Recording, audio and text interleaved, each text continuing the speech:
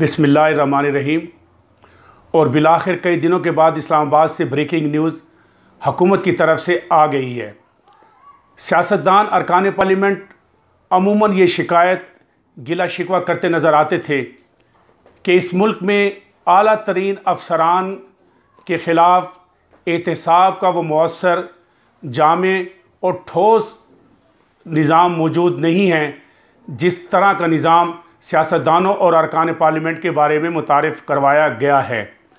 इसीलिए एहतसाब का मौजूदा निज़ाम सियासतदानों के बकाल एकतरफ़ा निज़ाम है।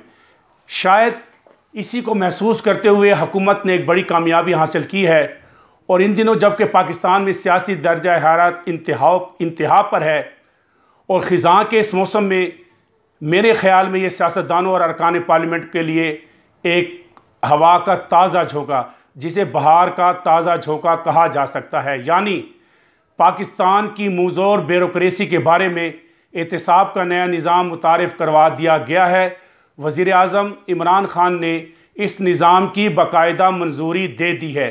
सबसे पहले हम वज़ीर आज़म ऑफिस की तरफ से जारी वो अलामिया पढ़ देते हैं जो अब से कुछ देर पहले जारी किया गया है और इस अलामिया में वाज़े तौर पर तमाम सूरत हाल को मुतय्यन कर दिया गया है, बल्कि अफसरान के इख्तियारात का भी तयन किया गया है। इस अलामिया में कहा गया है कि इन कवायद का मकसद सिविल सर्वेंट्स की कारकर्दगी को बेहतर बनाना और महकमा एहतसाब के निज़ाम को शफाफ और मौसर बनाना है।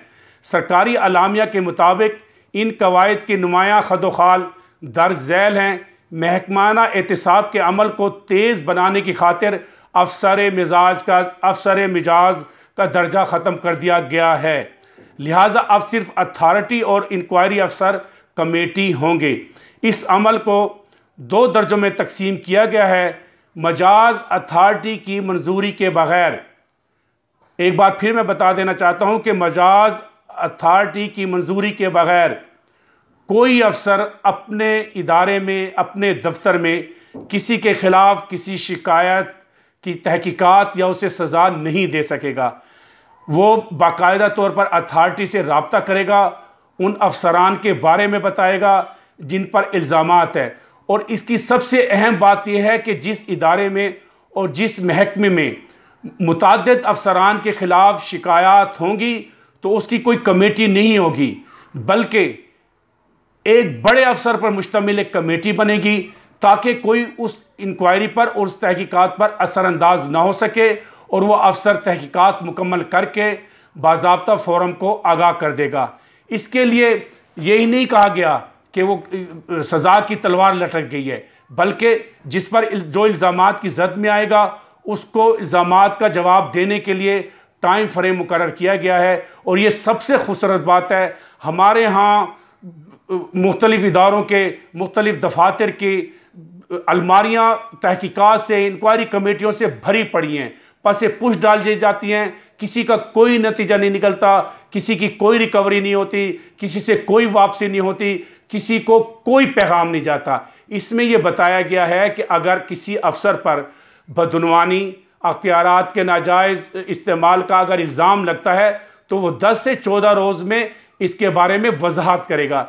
इसके बारे में फिर ये बताया गया है कि मुतल्लिका अथॉरिटी जब इल्ज़ामात का जवाब आ जाएगा तो वो मुकम्मल अथॉरिटी जो है वो 60 दिन में अपने इसके 60 रोज़ा इसके हवाले से कार्रवाई करेगी, यानी समाअत करेगी और 30 दिन में इसका फैसला सुना दिया जाएगा। सबसे खूबसूरत बात यही है कि इस सारे सिस्टम में टाइम फ्रेम मुकर्रर कर दिया गया है। ये भी बताया गया है जो सियासतदानों की शिकायत थी और सियासतदानों का गिला शिकवा था कि प्ली बार्गेनिंग उन्हीं से की जाती है, रज़ाकाराना वापसी के लिए उन पर न सिर्फ इदारे दबाव डालते हैं बल्कि मुख्तलिफ़ ज़राए से भी उन पर असर व सूख इस्तेमाल किया जाता है और अरबों रुपए की जबरी वसूली को अपनी कारकर्दगी बता दिया जाता है। लेकिन पहली बार अगर कोई सरकारी अफसर बदउनवानी करता है और उस पर बदउनवानी साबित हो जाती है, उस पर इख्तियारात का नाजायज़ इस्तेमाल साबित हो जाता है, तो वो प्ली बार्गेनिंग के लिए जाता है या रज़ाकाराना वापसी करता है, वो बदउनवान तस्वर होगा। और बदउनवान अफराद के बारे में एहतसाब आर्डिनेंस में जो अहलियत मुकर्रर की गई है उसी के मुताबिक उसे जांचा जाएगा, यानी वो कितने सालों के लिए नाअहल होगा, यानी वो बरतरफ होगा, मुअत्तल होगा, किसी ओहदे के लिए वो अहलियत नहीं रखेगा। इसमें यह बता दिया गया है कि सरकारी अफसर प्ली बार्गेनिंग करेगा या रज़ाकाराना वापसी करेगा तो ये बदउनवानी तस्वर होगी। और इन नए कवानीन में इंतज़ामिया के आला अफसरान और पुलिस के अफसरान को भी इस दायरा कार में लाया गया है। अगर किसी डिप्टी कमिश्नर के बारे में, किसी कमिश्नर के बारे में या किसी सूबे में किसी आला अफसर के बारे में कोई शिकायत मौसूल होती है और वो 10 से 14 रोज़ में इसके बारे में आगाह कर देता है, तो चीफ सेक्रेटरी की ये जिम्मेदारी होगी, कानून के मुताबिक चीफ सेक्रेटरी की ये जिम्मेदारी होगी कि वो 2 माह में इस्लामाबाद इस्टेब्लिशमेंट डिवीज़न को रिपोर्ट करेगा। अगर चीफ सेक्रेटरी इसमें नाकाम होता है तो इस्टेब्लिशमेंट डिवीज़न खुद उस डिप्टी कमिश्नर या पुलिस अफसर के खिलाफ कार्रवाई शुरू कर देगा।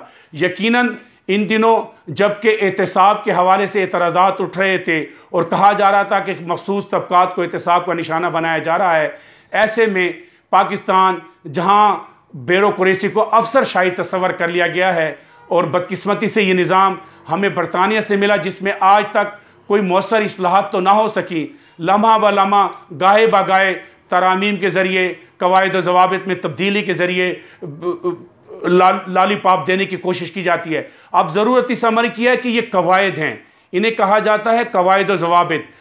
अगर हुकूमत कोई बड़ी कामयाबी हासिल करना चाहती है तो इसे एक्ट ऑफ पार्लियामेंट का दर्जा दे दे। एक्ट ऑफ पार्लियामेंट जो हुकूमत आती है उसको पार्लियामेंट से रजू करना पड़ेगा अगर वो इसमें तरामीम करती है। अब देखते हैं कि ये कवायद, ये कवानीन जो हुकूमत की तरफ से मुतारिफ करवा दिए गए हैं पार्लियामेंट के दोनों ऐवानों में कब पेश किए जाते हैं। मोहम्मद अकरम, आबिद, इस्लामाबाद।